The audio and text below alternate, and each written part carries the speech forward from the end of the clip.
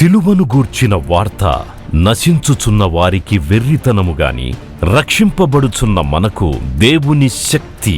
1 కొరింథీ 1:18. United peoples fellowship UPF నిర్వహించు సిలువ ధ్యానములు. 40 రోజులు ఉపవాస ప్రార్థనలు. 2026 ఫిబ్రవరి 23వ తారీఖు నుండి ఏప్రిల్ 3వ తారీఖు వరకు ఉదయం 4 గంటల నుండి ఉదయం 7 గంటల వరకు Mennonite brother and Bethel church, mission compound, Golconda cross roads, Musheerabad, Hyderabad.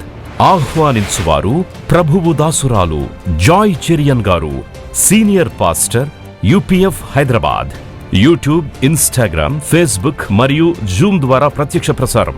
Zoom meeting ID 9550504718, passcode 7777. వివరములకు 9550504718, 9030757571. అందరికీ ఆహ్వానము. హల్లెలూయా. చేతులెత్తి దేవుని స్తుతిద్దాం. హల్లెలూయా. ప్రార్థన చేసుకుందాం. ప్రభువా, నీ పరిశుద్ధ నామములో స్తోత్రం. మరి ఒక రోజు నాయనా నీ సిలువ చింతకు మమ్మల్ని చేర్చి నీ యొక్క మాటలు మాకు వినిపించమని ప్రార్థిస్తున్నాను తండ్రి. నీకు వందనాలు చెల్లిస్తున్నాను. నీ మాటలు నా నోట దయచేయండి ప్రభువా. నా నోటికి తోడై ఉండండి. పలకవలసిన మాటలు పలకండి ప్రభువా. మాకు తండ్రి శరీరాత్మ ప్రాణములను తెప్పరిల్ల చేయమని ప్రార్థిస్తున్నాను. మమ్మల్ని దిద్దండి, గద్దించండి, బుద్ధి చెప్పండి, కాని మార్గం నుండి విడిపించండి. మా పాదములు తొట్టిల్లకుండా కాపాడమని ప్రతి ఒక్కరి మీద నీ హస్తం ఉంచి వారిని ఆశీర్వదించండి. పరీక్ష రాసే పిల్లల కొరకు ప్రత్యేకంగా ప్రార్థన చేస్తున్నాను.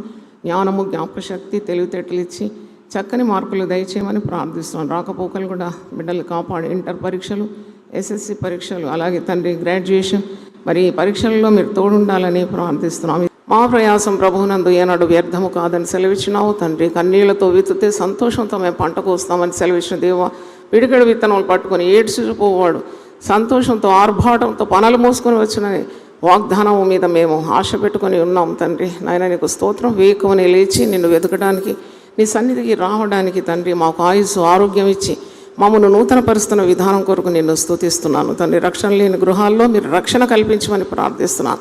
దేవుని వాక్యం విని దాన్ని గైకొనుకుంటే చాలా తీర్పుకు గురవుతామని ప్రభువా ఆ తెలివి మాకు దయచేయమని ప్రార్థిస్తున్నాము. న్యాయపీఠం ఎదుట నిలబడే రోజు ఉంది నాయన తండ్రి. మేము విన్న వాక్యానికి కూడా జవాబుదారులం ప్రభువా. ఆయన నీకు స్తోత్రం. దేవుని వాక్యం వినటతోడనే బ్రతుకులు మారిపోవాలని తండ్రి, వారి ప్రవర్తన మార్చుకోవాలని తండ్రి. ప్రవర్తన గురించి అజాగ్రత్తగా ఉండేవాడు చచ్చునని వాక్యంలో ఉంది నాయన. జీవవాక్యమును విని దాని హృదయంలో సంగ్రహించుకొని నడతలు మార్చుకోవడానికి సహాయం దయచేయమని మా మధ్యలో ఉండి మమ్మల్ని బలపరచండి. సంఘముల మధ్యలో సంచరించే గొప్ప దేవ, ఆత్మరూపిగా మా మధ్యలో ఉన్నావు కాబట్టి నాయన నీవు అనేకులను ప్రభువా నీ వైపు మళ్ళించుకోమని అయినా తండ్రి. కాని మార్గం కాకుండా నీ చిత్తంలో నీవు వారికి ఏర్పరిచిన సత్య మార్గంలో నడుచుకోవాలని యేసు పరిశుద్ధ నామంలో అడిగి వేడుకుంటున్నాను తండ్రి. ఆమేన్. హల్లెలూయా, హల్లెలూయా. 40 రోజుల సిలువ ధ్యాన దినాల్లో మనం 4వ రోజు ప్రవేశించినాము. చప్పట్లు కొట్టి దేవుని స్తుతిద్దాం.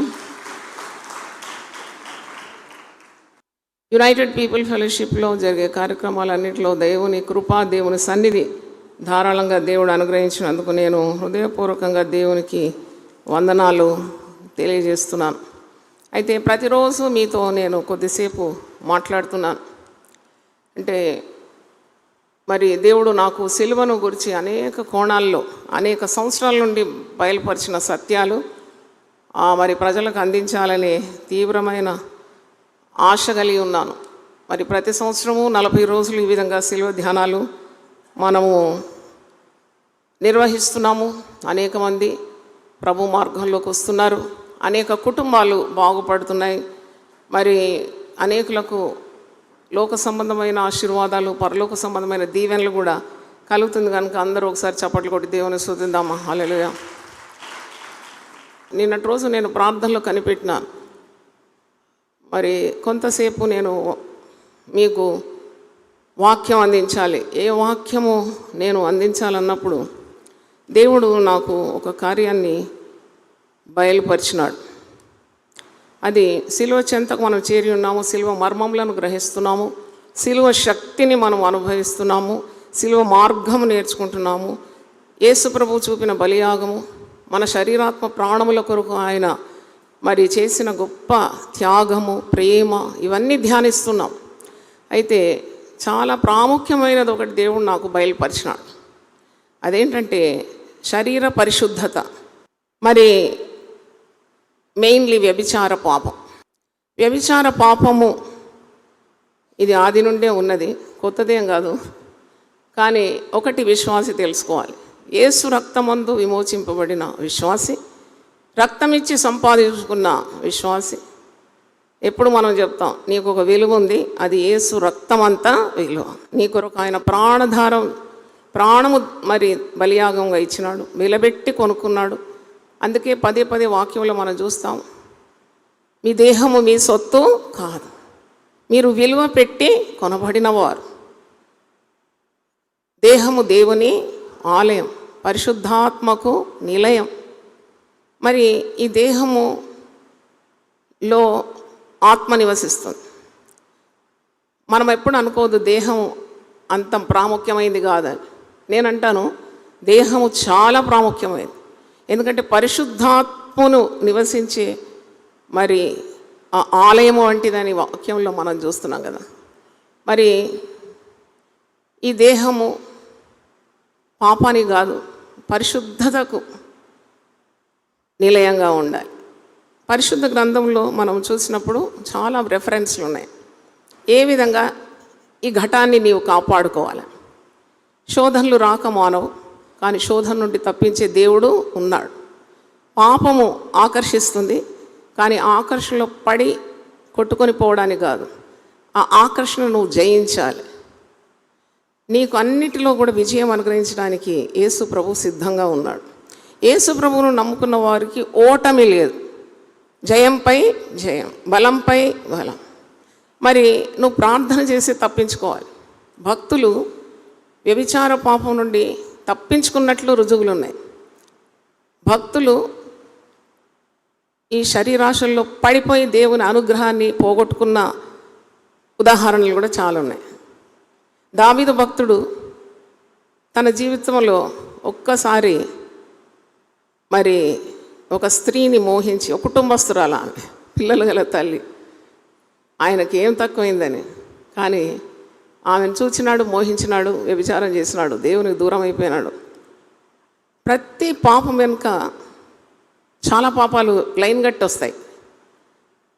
Sin never comes single. బాగా గమనించండి, పాపం ఒంటరిగా రాదు, ఆశీర్వాదాలు కూడా ఒంటరిగా రాదు, కృప వెంబడి కృప. మరి ఈ ఒక పాపం వెనుక, ఈ వ్యభిచార పాపం నేను గమనించినట్లు ఈ రీల్స్ కానీ ఇవన్నీ ఈ దినాల్లో జరిగే కార్యాలు చూసినప్పుడు భయంకరమైన పాపాలు. ఇప్పుడు ఎప్స్టీన్ ఫైల్స్ అని ఒకటి లోకానికి విడుదలై, దాంట్లో మనం చూసినప్పుడు భయంకరమైన పాపాలు, అది కూడా లోకాన్ని ఏలే అగ్రగణ్యులు, మనం ఎప్పుడు కూడా ఊహించని వ్యక్తులు దాంట్లో ఇరుక్కున్నారు. అయితే ఎంత అవమానకరం కదా.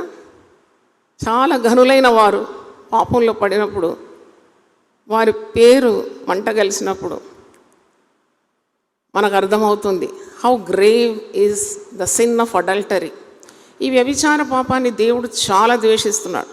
మనకు తెలుసు 10 ఆజ్ఞలు ఉన్నాయి, దేవుడు ఇచ్చిన 10 ఆజ్ఞలు. మరి దీంట్లో ప్రధానమైన పాపము వ్యభిచార పాపం.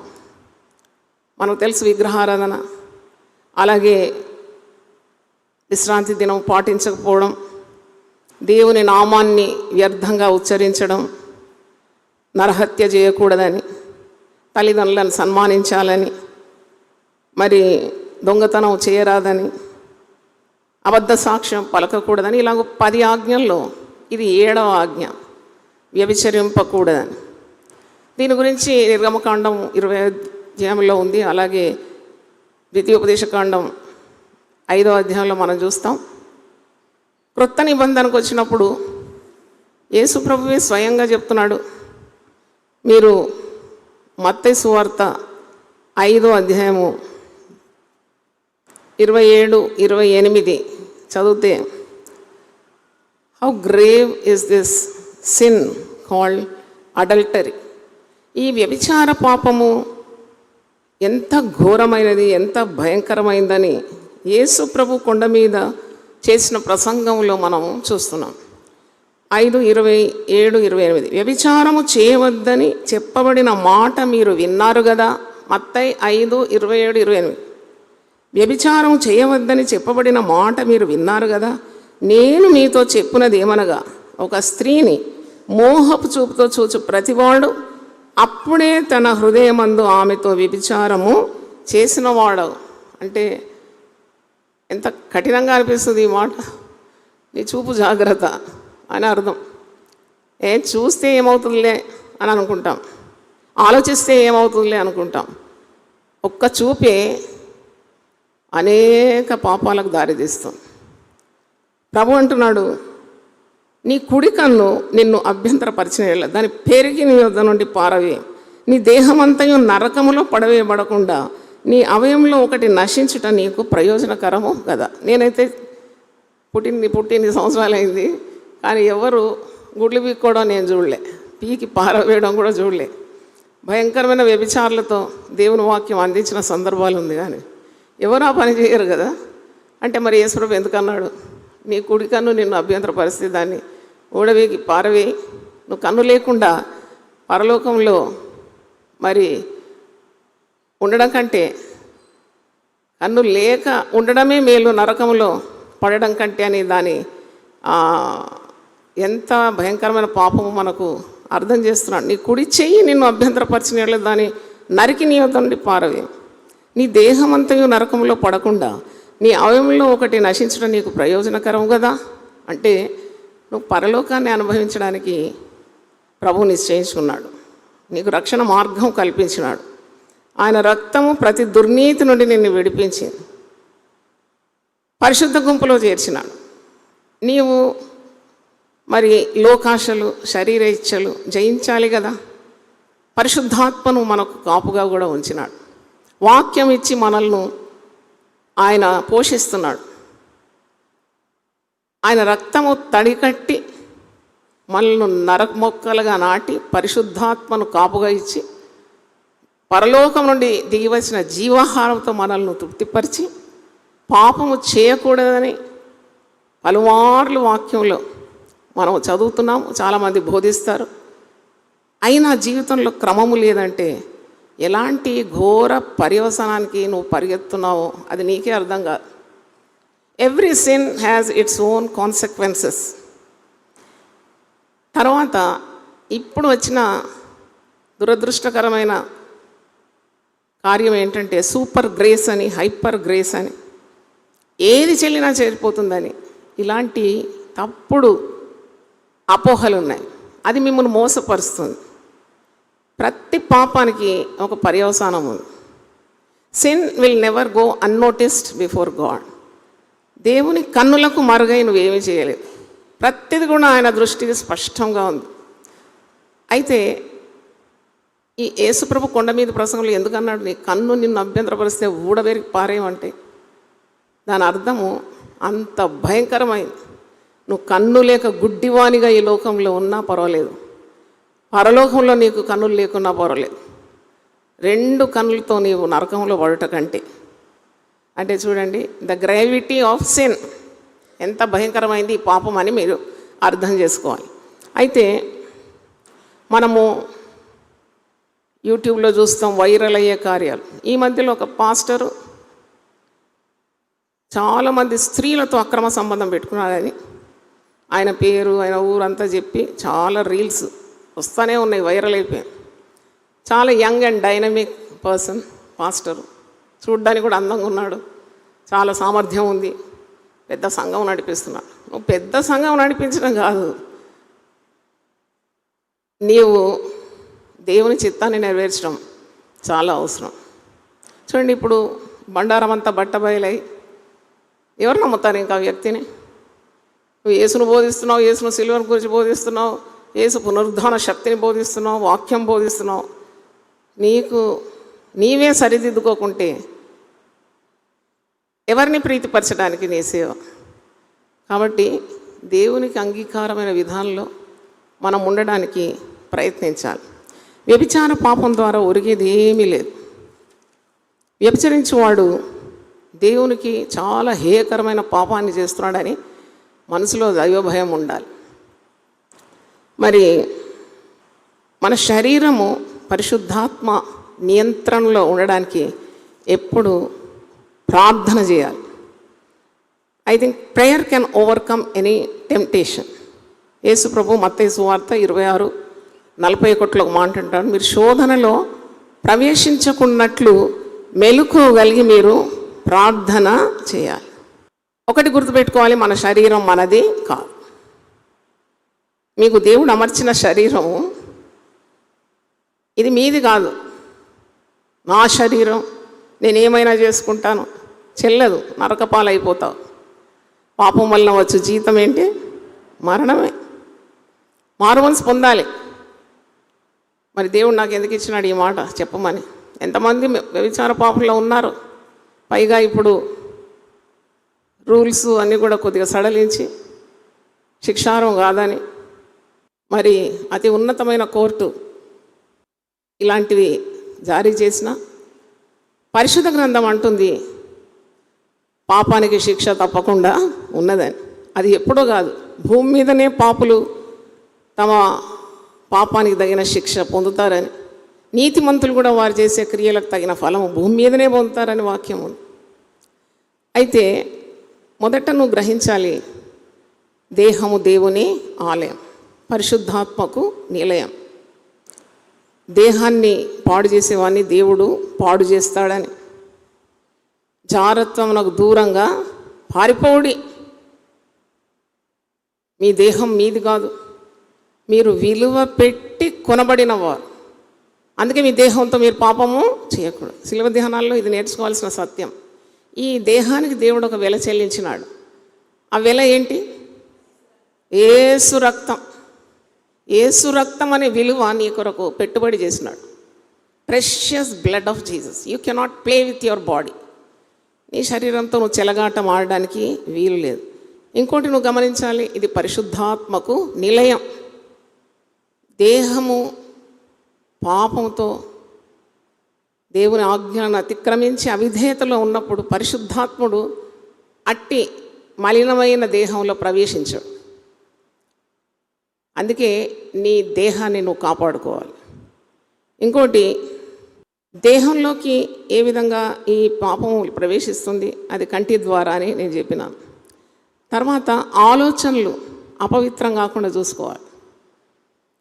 పౌలు భక్తుడు అంటాడు, దేవునికి విరోధమైన ఏ ఆలోచన అయినా దాన్ని చెరపెట్టి నేను క్రీస్తునకు లోపరుచున్నాను. అంటే పాపపు ఆలోచనలు నీలో ప్రవేశించినప్పుడు ప్రార్థన చేసి ఉపవసించి దాన్ని గెలవాలి. యేసు ప్రభు హామీ ఇచ్చినాడు, నీకు గెలిపిస్తానని.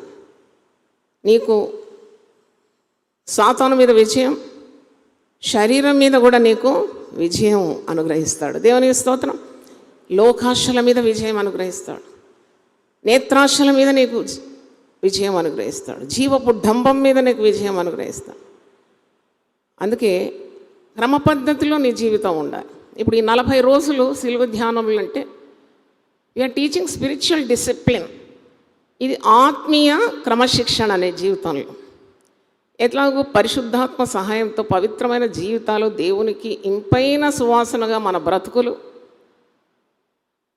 దేవుని నామము అన్యజనులలో నీ ద్వారా దూషింపబడకుండానట్లు నీ ప్రవర్తనను ఏ విధంగా చక్కబెట్టుకోవాలి. దేవుని వాక్యం అనే అద్దము నుండి నీకు అద్దం పడుతుంది అన్నమాట. ప్రతి సేవకుడు సేవకురాలు నిలిచి ఇక్కడ వాక్యం చెప్తూ ఉంటే నీ ప్రవర్తనకు అదేం చేస్తుంది? అద్దం పడుతుంది.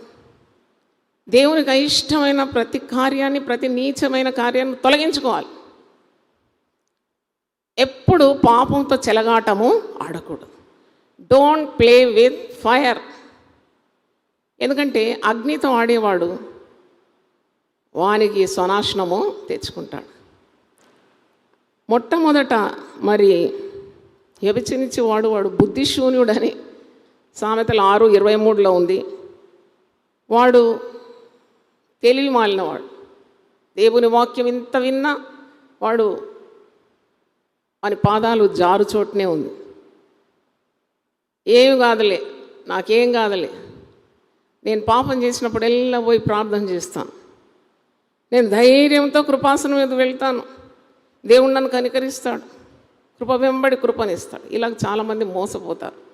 మోసపోకుడి, దేవుడు వెక్కిరింపబడాడు. మనుషుడు ఏది విత్తునో ఆ పంటను తప్పకుండా వస్తాడు. నువ్వు కాకరకాయలు విత్తినాక దోసకాయ పంట కోయవు, ఏం కోస్తావు? కాకరకాయనే కోస్తావు. అయితే వాక్యంలో ఉన్నది, ఆ వాక్యం ఒకసారి చూడండి. సామెతల గ్రంథం 6వ అధ్యాయము 32 చదువుతున్నాను. సామెతలు 6. మీకు హింట్ ఇస్తున్నాను. సామెతలు 5, 6, 7 మీరు చదివితే వ్యభిచార పాపం గురించి చాలా సత్యాలు మీరు నేర్చుకుంటారు. చాలా వార్నింగ్స్ ఉన్నాయన్నమాట, హెచ్చరికలు. సామెతల గ్రంథం 6వ అధ్యాయం 32, 33. జారత్వము జరిగించువాడు కేవలము బుద్ధిశూన్యుడు, తెలివి మాలినవాడు. మొదట తెలివి మాలినవాడు, తర్వాత వాడు దిక్కుమాలినవాడు అయిపోతాడు. ఆ కార్యం చేయవాడు స్వనాశనమును కోరువాడి, వాడు దెబ్బలకును అవమానమునకును పాత్రుడగును. వానికి కలుగు అపకీర్తి ఎన్నటికి తొలగిపోదాడు. అందుకే మనము చాలా జాగ్రత్తగా మెలగాలి. ప్రభువా, ఆత్మీయ జీవితంలో నన్ను పై అంతస్తుకు నువ్వు తీసుకొని రావాలి. దావీదు భక్తుడు చేసిన ప్రార్థన నాకు చాలా ఇష్టం. 61వ కీర్తనలో, నేను ఎక్కలేనంత ఎత్తైన కొండపైకి నన్ను ఎక్కించు. అంత దూరం అయిపోవాలి నేను పాపానికి, దేవునికి దగ్గరగా ఉండాలి నేను. అందుకే భక్తులైనా సేవకులైనా విశ్వాసులైనా ఉపవసించడం అందుకే అన్నమాట. దేవునితో సహవాసం. నేను ఎప్పుడు చెప్తాను, తిండికి దూరం, దేవునికి దగ్గర. పాపము చేయకుండా సాతాను పెట్టే మరి శోధనలకు నువ్వు గురి కాకుండా నిన్ను కాపాడేది ప్రార్థనా జీవితం అని మర్చిపోవద్దు. యోసేపును చూసినప్పుడు ఆ స్త్రీ పోతిఫరు భార్య లైంగికంగా ఎంత ఆకర్షిస్తుంది. ఎవ్వరు లేరు ఇక్కడ, నువ్వు పాపం చేస్తే చెల్లిపోతుందని. యోసేపు దేవునికి భయపడేవాడు, యోసేపు దేవునికి సన్నిహితుడు, యోసేపుకు దేవుని తోడున్నది. కాబట్టి ఆ పాపాత్మురాలు, భర్త ఉన్నాడు, కుటుంబం ఉన్నది, దేవుడు అన్ని విధాల ఆశీర్వదించిన ఆ స్త్రీ ఒక యవనస్తుని, పరిశుద్ధుడైన యవనస్తుని వెంటబడింది. దేవునికి సమీపం ఉన్న వ్యక్తి పాపం చేయలేడు. పాపం చేసేవాడు దేవుని దగ్గరగా ఉండలేడు.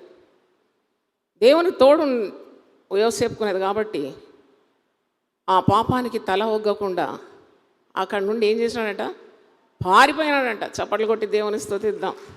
ఇది ఆదికాండం 39, 11, 12వ వచనంలో ఉంది. ఆ పాపము చేయకుండా యోసేపు పారిపోయినాడట. అది పాత నిబంధనలో ఉంది. కొత్త నిబంధనలు చూసినప్పుడు జారత్వమునకు దూరంగా మీరేం చేయాలట, పారిపోవాలంట. అక్కడ నుండి అక్కడ నిలబడద్దు. మనం నిలబడితే నీకు అంటుకుంటుంది అది. పోనీలే అని ఎప్పుడు అనుకోవద్దు. Take sin seriously, be very stern with sin. ఈ పాపం నిన్ను ఉద్ధరించదు. క్రీస్తు రక్తము నీ కొరకు చిందింపబడింది. How valuable and precious and blameless and pure blood of Jesus. You are purchased by that blood. ఎప్పుడు విశ్వాసి తన కాస్ట్ ప్రైస్ గురించి అవగాహన కలిగి ఉండాలి, తెలివి కలిగి ఉండాలి. నేను ఈ పాపం చేయను, నన్ను విలువపెట్టి ప్రభు కొనుక్కున్నాడు. పాపం నుండి, అంధకారం నుండి నన్ను విడిపించినాడు. నా దేహానికి ఒక విలువ ఉంది, అది యేసు రక్తం అంత విలువ. యేసు రక్తం ప్రతి దుర్నీతి నుండి నన్ను విడిపించింది. మరలా పాపం చేసి నేను యేసు గాయాలను రెచ్చగొట్టాను. కడగబడిన పంది తిరిగి బురదలో తొరలినట్టని పేతురు తన పత్రికలో అంటున్నాడు. అంటే మహాటంగా నువ్వు సిలువ వేస్తున్నావు, మరీ పాపం చేసి చెల్లిపోతుంది భ్రమలో ఉన్నావు. పాపము వలన వచ్చు భ్రమ అని వాక్యంలో ఉందండి. పాపం చేసేవాడు దేవుని ఉగ్రతకు తప్పకుండా గురవుతాడు. ఒక పల్లవిలాగా ఉంది. ఎరిగి ఎరిగి నే చెడిపోతిని, దిక్కులేని వాడనేనైతిని. ఎరిగి ఎరిగి నే చెడిపోతిని, దిక్కులేని వాడనేనైతిని. చక్కా చేసి నా నేత్రాలు తెరచి గ్రక్కున నిన్ను చూడని. చక్కా చేసి నా నేత్రాలు తెరచి గ్రక్కున నిన్ను చూడని. ప్రభు యేసు నా రక్షక, నొసగు కన్నులు నాకు నిరతమునే నిన్ను చూడని. ప్రభు యేసు నా రక్షక, నొసగు కన్నులు నాకు నిరతమునే నిన్ను చూడ. హల్లెలూయా. అన్నీ తెలుసు, అన్నీ తెలుసు, తెలిసి తెలిసి ఎరిగి ఎరిగి నువ్వు పాపం చేస్తున్నావు. శిక్ష తప్పదు, అవమానం తప్పదు, నరకం తప్పదు. కాబట్టి జాగ్రత్తగా ఉండాలి. ఏమి చేస్తే చెల్లిపోతుందంటే అది ఒక గర్వం, అహంకారం. చెల్లదు పాపం. పరిశుద్ధుడైన దేవుడు మనల్ని ఏం కోరుతున్నాడో ఆ మాట చదివి మీకు వినిపించాలి. ఇది తెస్సలోని పత్రికలో ఉంది. పౌలు భక్తుడు రాస్తున్నాడు. మొదటి తెస్సలోని పత్రిక 4వ అధ్యాయము 3వ వచనం చదువుతున్నాను. 1 Thessalonians 4th chapter 3rd verse. మీరు పరిశుద్ధులగుటయే అనగా మీరు జారత్వమునకు దూరముగా ఉండుటయే దేవుని చిత్తం. దేవుని చిత్తం ఏంటి? నీ పట్ల, నా పట్ల, మనందరి పట్ల పరిశుద్ధులుగా ఉండటమే దేవుని చిత్తం అండి. It's the will of God that the temple of the Holy Spirit should be very very holy. పరిశుద్ధులుగా ఉండడమే మరి అనగా మీరు జారత్వమునకు దూరంగా ఉండడమే దేవుని చిత్తం. మీలో ప్రతివాడును దేవుని ఎరుగని అన్యజనుల యందు, అన్యుల వలె కామాభిలాషల యందు కాక పరిశుద్ధత యందును ఘనత యందును తన తన ఘటమును ఎట్లు కాపాడుకొనవలనో అది ఎరిగి ఉండుటయే దేవుని చిత్తం. ఇది మంచిగా అండర్లైన్ చేసుకోండి. This is the will of God for every believer who is purchased with the precious blood of Jesus. విలువ పెట్టి కొనబడిన వారు గ్రహించాల్సిన దేవుని చిత్తం ఇక్కడ స్పష్టంగా ఉంది. మీరు పరిశుద్ధుల గుట్టకే మీరు మిమ్మల్ని పిలిచి ఉన్నారంటాడు. మిమ్మల్ని పిలిచిన వాడు పరిశుద్ధుడు గనుక మీరు కూడా పరిశుద్ధులై ఉండుడి అనే వాక్యంలో ఉన్నది. అంటే దేవుని చిత్తం, దేవుని అభిలాష మన పట్ల పరిశుద్ధత. అయితే వ్యభిచార పాపం 10 ఆజ్ఞల్లో 7వ ఆజ్ఞ. అది పాత నిబంధనలో దేవుడు కఠినంగానే వ్యవహరించినాడు వ్యభిచార పాపం చేసిన వారితో. క్రొత్త నిబంధనలో యేసుప్రభు అంటున్నాడు కొండ మీద ప్రసంగంలో, చాలా ఇంకా స్ట్రిక్ట్గా అనిపిస్తుంది నాకు. నీవు ఒక స్త్రీని చూసి మోహించినా అది వ్యభిచార పాపం. నీ ఆలోచన సరళిలో తప్పినా వ్యభిచారం. అంటే the gravity of the sin called adultery. మొట్టమొదటి నష్టం ఏంటంటే ఆత్మీయ నష్టం. దేవునితో ఉన్న సంబంధం తెగిపోతుంది.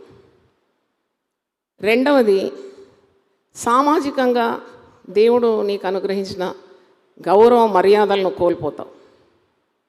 You lose the prestige, you lose the honour, respect in society.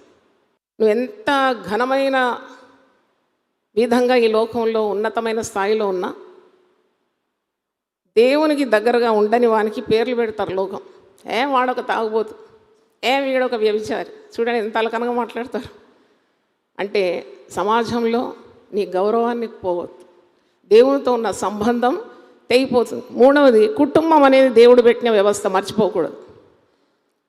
Family is God given. ఆ కుటుంబంలో గొడ్డలి పెట్టనమాట వ్యభిచార పాపం. కుటుంబ బాంధవ్యాలు తెగిపోతుంది. నీకు దేవుడిచ్చిన భార్య, నీ లోగిట నీ భార్య ఫలించు ద్రాక్షవల్లి.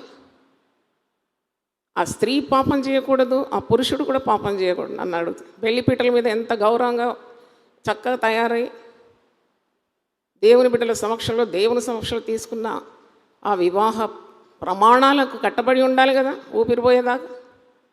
You take God very easily.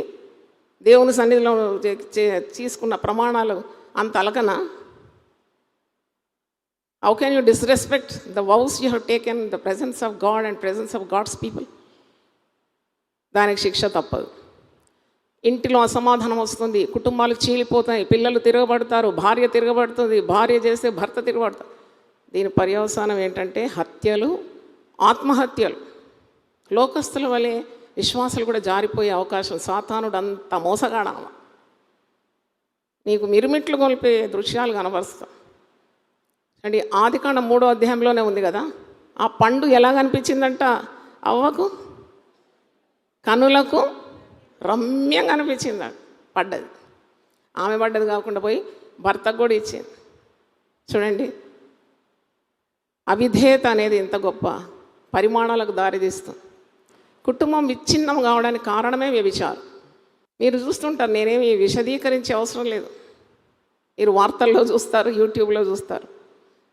చిన్న పాపం చిన్నగా ఆరంభిస్తుంది. జాగ్రత్తగా ఉండాలి పాపం విషయం.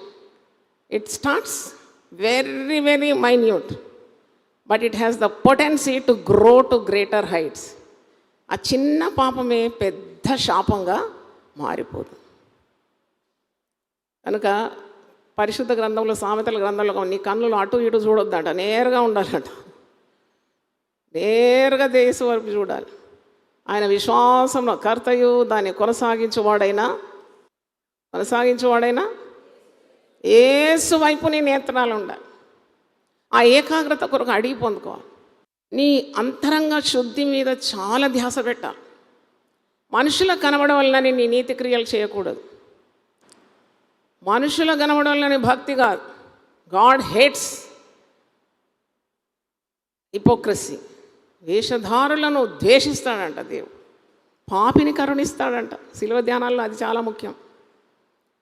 పాపి మారు మనసు పొంది పశ్చాత్తమైన హృదయంతో గుండె కొట్టుకొని రొమ్ము కొట్టుకొని పాపాన్ని వదిలిపెట్టినాడంటే పరలోకంలో ఎలాంటి సంతోషం ఉంటుంది? మహా గొప్ప సంతోషం. చప్పట్లు గట్టి కొట్టి దేవుని స్తుతిద్దాం.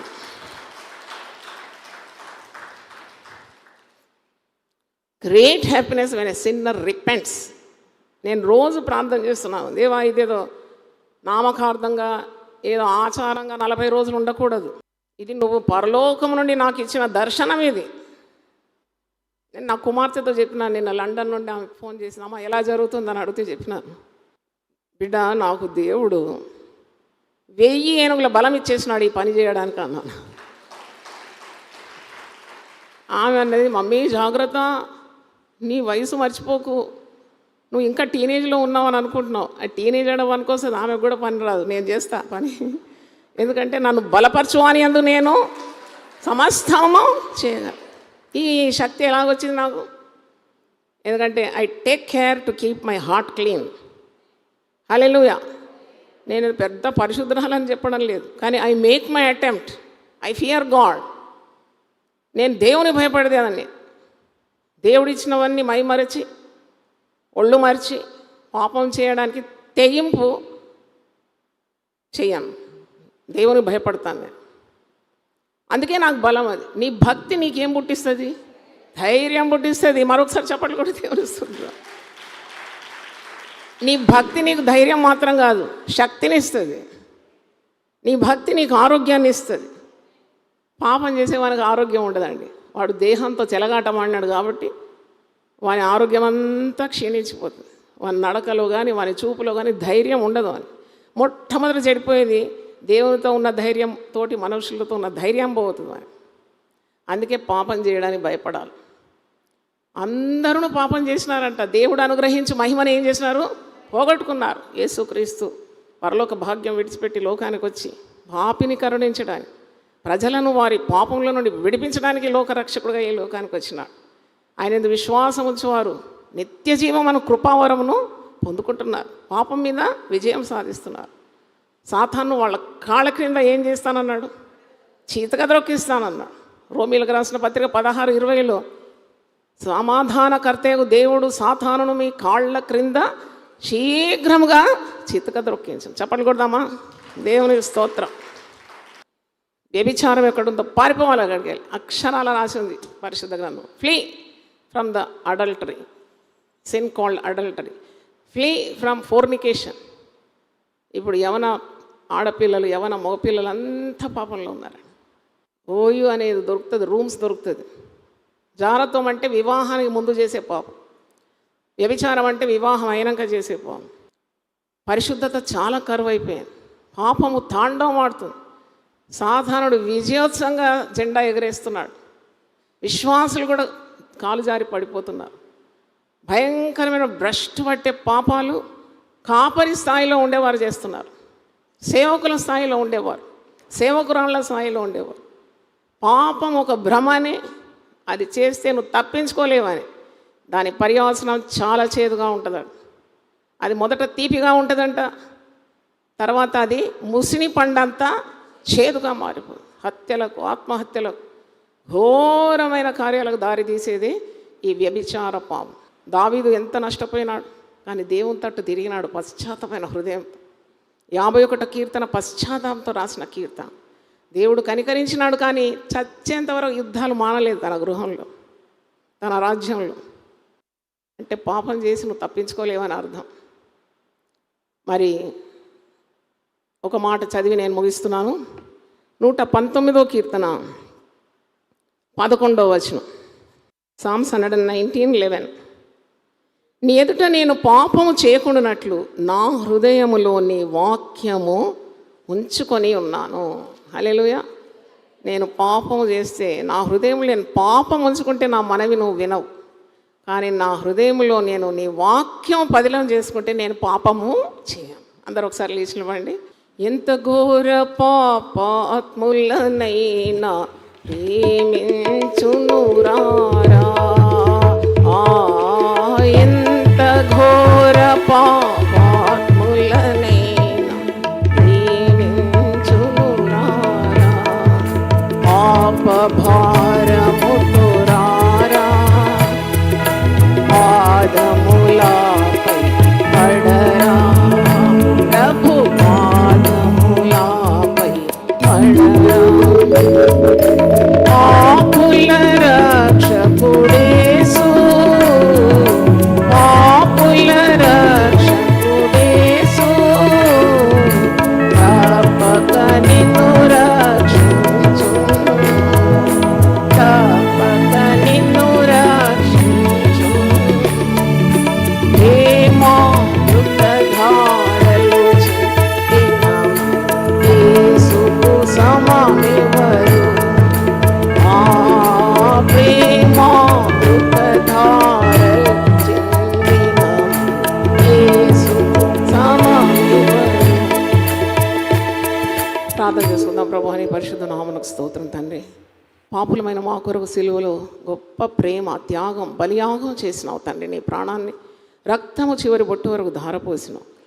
యేసు రక్తం ప్రతి దుర్నీతి నుండి విడిపిస్తుందని గొప్ప వాగ్దానం 1 యోహాను 1:7 మేము చూస్తున్నాం.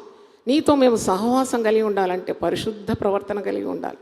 మా దేహాలు నీవు వెలబెట్టి కొన్నావు తండ్రి. యేసు రక్తం అంత విలువైన ఈ దేహాలతో మేము పాపం చేయకుండా, మరీ పాపం చేసి నీ గాయాలు రెచ్చగొట్టకుండా తండ్రి, శిక్షకు నరకానికి పాత్రలు కాకుండా దేవునికి భయపడి పాపానికి దూరంగా ఉండి జారత్వం, వ్యభిచారం దూరంగా పారిపోవడానికి ఉన్న పరిశుద్ధాత్మ బలం మాకందరికి దయచేయమని, పరిశుద్ధాత్మ శక్తితో మేము ముందుకు సాగాలని ఆయన నీ యొక్క ఆశీర్వాదాలు అడ్డు లేకుండా మేము పొందుకోవడానికి మాకు కృపను దయచేయమని, నీ చిత్తం నెరవేర్చే బిడ్డలుగా మమ్మల్ని అందరినీ సిద్ధపాటు చేయమని యేసు పరిశుద్ధ నామములో అడిగి వేడుకుంటున్నాను తండ్రి. ఆమేన్. అందరినీ దేవుడు పరిశుద్ధులుగా కాపాడాలని నా ప్రార్థన. God bless you. God bless you. ప్రతిదినం దేవునితో నేను. కుటుంబ వ్యవస్థలు, జీవన విలువలు అస్తవ్యస్తంగా మారుతున్న ఈ రోజుల్లో ప్రభువు దాసురాలు రెవరెండ్ డాక్టర్ జాయ్ చెరియన్ గారు దైవ దర్శనంతో ప్రభువు సన్నిధిలో కనిపెట్టి పొందిన 366 విభిన్న ధ్యానాంశములను ప్రతిదినం దేవునితో నేను అనే పుస్తక రూపంలో ప్రపంచానికి అందించారు.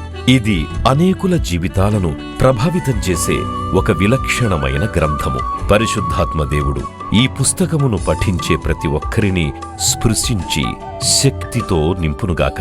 ఈ పుస్తకాలిప్పుడు అందరికీ అందుబాటులో ఉన్నాయి. ఈ నూతన సంవత్సరంలో దీనిని మీరు ధ్యానించండి, మీ బంధుమిత్రులకు ఆత్మీయ బహుమతిగా అందించండి. పుస్తక ప్రతుల కొరకు సంప్రదించవలసిన ఫోన్ నంబర్లు 9550504718, 9030757571.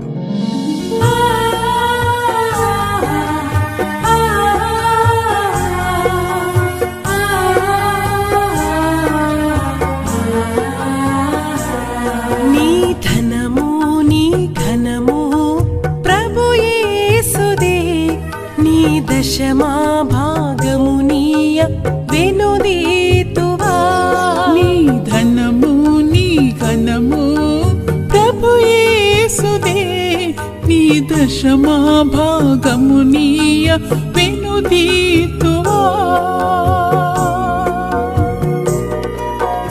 ధరలోన ధనధాన్యములనీయగా కరుణించి కాపాడి రక్షింపగా. ధరలోన ధనధాన్యములనీయగా కరుణించి కాపాడి రక్షింపగా. పరలోకనాదుండు నీకీయగా మరి యేసు కొరకీయ వెనుదీతువా. పరలోకనాథుండు నీకీయగా మరి యేసు కొరకీయ వెనుదీతువా. నీ ధనము నీ ఘనము ప్రభు యేసుదే, నీ దశమా భాగమునీయ వెనుదీతువా. పాడి పంటలు ప్రభువు నీకీయగా కూడు గుట్టలు నీకు దయచేయగా. పాడి పంటలు ప్రభు నీకీయగా కూడు గుట్టలు నీకు దయచేయగా. వీడంగ ప్రభు యేసు నామంబును గడువేల. సిలువను గూర్చిన వార్త నశించుచున్న వారికి వెర్రితనముగాని, రక్షింపబడుచున్న మనకు దేవుని శక్తి. 1 కొరింథీ 1:18. యునైటెడ్ పీపుల్స్ ఫెలోషిప్ UPF నిర్వహించు సిలువ ధ్యానములు. 40 రోజులు ఉపవాస ప్రార్థనలు. 2026 ఫిబ్రవరి 23వ తారీఖు నుండి ఏప్రిల్ 3వ తారీఖు వరకు ఉదయం 4 గంటల నుండి ఉదయం 7 గంటల వరకు Mennonite brother and Bethel church, mission compound, Golconda cross roads, Musheerabad, Hyderabad. ఆహ్వానించువారు ప్రభువు దాసురాలు జాయ్ చెరియన్ గారు, senior pastor, UPF Hyderabad. YouTube, Instagram, Facebook మరియు జూమ్ ద్వారా ప్రత్యక్ష ప్రసారం. Zoom meeting ID 9550504718, passcode 7777. వివరములకు 9550504718, 9030757571. అందరికీ ఆహ్వానము.